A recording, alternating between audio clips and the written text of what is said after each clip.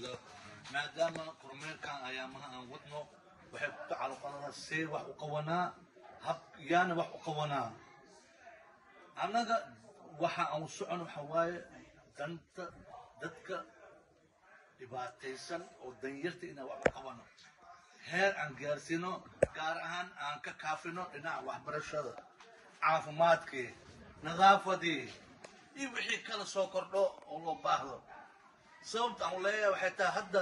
dhalinyarta carruurta yaryar haddaan caafimaadkooda laga fikraynin caafimaadkooda nadaafadooda laga fikraynin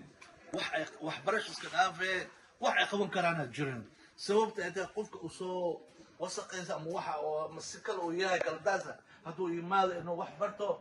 waa lagu yaabaa dadkii kalena facooda waa niyadda ka jibaa taas intay dhicin waxaan rabnaa bulsho nadiif ah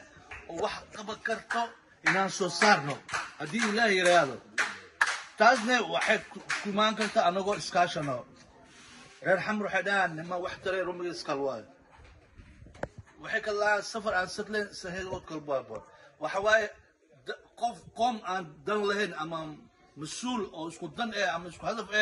arrintood fashal waayo taas intay dhicin annaga waxaan rabnaa inaan isku kaashano